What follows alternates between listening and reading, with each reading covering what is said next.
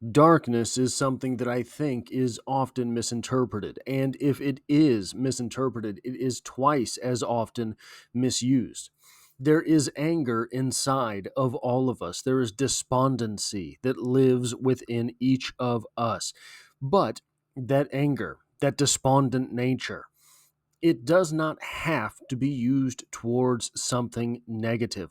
Welcome to Strip Cover Lit, where we squeeze the bigger picture out of literature. I'm Adrian Fort, and we are here for a poetry discussion, which will appear in two separate playlists here on the channel. Number one being the poetry discussion playlist, now over 800 videos strong. And number two is the dark academic playlist, a playlist of videos dedicated to the idea, the principle, the ascetic and aesthetic of dark academia. The poem in question today is called The Retreat by Henry Vaughan, and it reads as such. Happy those early days when I shined in my angel infancy, before I understood this place, appointed for my second race, or taught my soul to fancy aught but a white celestial thought, when yet I had not walked above a mile or two from my first love, and looking back at that short space, could see a glimpse of his bright face, when on some gilded cloud or flower my gazing soul would dwell an hour, and in those weaker glories spy some shadows of eternity, before I taught my tongue to wound my conscience with a sinful sound, or had the black art to dispense a several sin to every sense, but felt through all this fleshly dress bright shoots of everlastingness.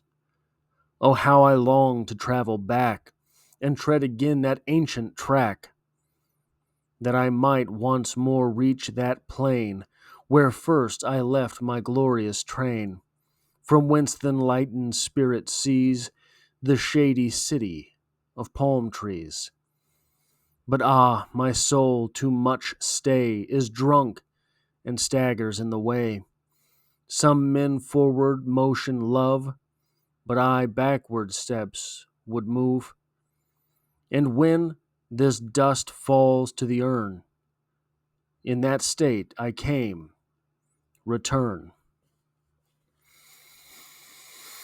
This poem is decrying a loss of innocence. Our speaker has turned to worldly state. Our speaker has become something they wish not to be. Our speaker is talking about the loss of something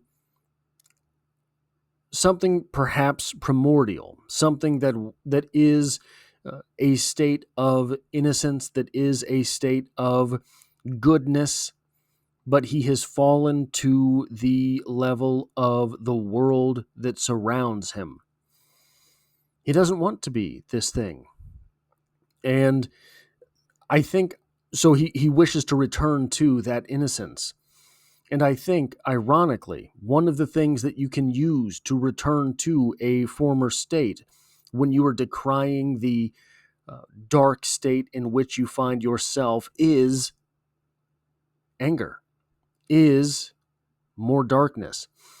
Hair of the dog that bit you, right? This idea of turning to something devastating to replace devastation.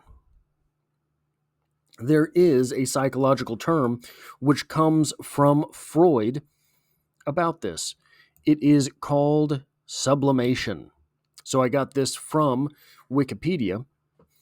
In psychology, sublimation is a mature type of defense mechanism which socially unacceptable impulses or idealizations are transformed into socially acceptable actions or behavior, possibly resulting in long-term conversion of the initial impulse, using anger to make a difference in your own life.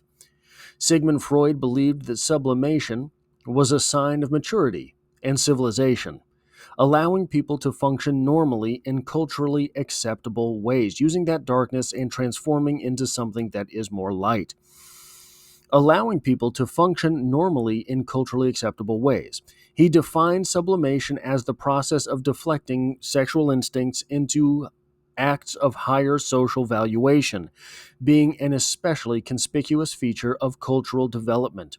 It is what makes possible for higher physical activities, scientific, artistic, or ideological, to play such an important part of civilized life. So, kind of what is being described in the sexual nature here is peacocking.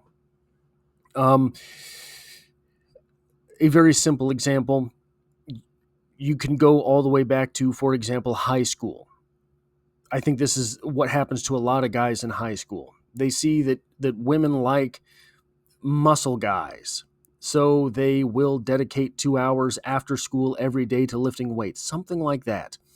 They see that the girl they like enjoys art, so they delve deep into paint and pencil and pen and create art. That is using this, the sexual part of this as a motivating factor towards self improvement. But I don't think it has to be sexual, right? Psychology textbooks present a similar view, stating that sublimation is translating a distressing desire into an acceptable form.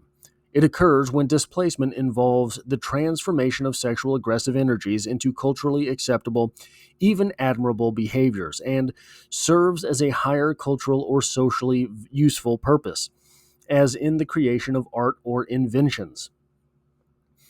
This drive, though, is, I think, more universal than that, more universal than just the sexual part of things. This drive, I think, can hit. So I think that on the way that I describe this, the way that I sort of interpret this sublimation drive, this sublimation mechanism, if you will, to provide shelter, you have to build a fortress. And you don't get to build a fortress through um, lovey-dovey acts. You don't get to build a fortress through woe is me behavior. You have to grab the stones and stack them. Pardon me. The dark academia aspect of this, I think, is that this decision to go into dark academia, this decision uh, to cast off the rest of the world in order to build the self up, is what allows that fortress to be built. If we go back to the physical sort of symbolism there of building a fortress, if the stones are too heavy, you can't lift them.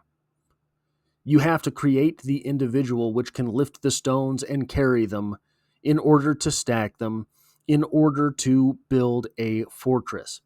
This is a step by step deal in life. And I think that this, um, on a dark academic level, on a life level, really, I mean, I use this term dark academia, but it doesn't, like, you can look at this as a life type of idea. Getting angry, becoming despondent, entering dark academia, entering a dark phase of life, entering a place in life where one is absolute in creating change is, I think, sublime. If we can use that root word there, sublime. It is something that basically um, defines humanity, defines our kind, defines our type. We are the type which can look around the world, decide something needs changed, and change it. Do birds do this? No, birds make a nest. Birds provide shelter. Birds, any animal, right? The whole animal kingdom creates their world. Humans have the ability to create the world. But you don't just get to decide you're going to do that.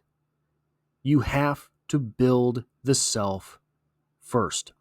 That is all I have for this poetry discussion. If you like or appreciate what it is that I do here, hitting the like button really does help me out, as it tells YouTube to share this video with other literature lovers. If you find yourself here by chance but not design, literature is the only thing that I talk about. There are 2 playlists and a video on your screen right now that YouTube thinks you will enjoy. And as always, I hope to have you back for the next one.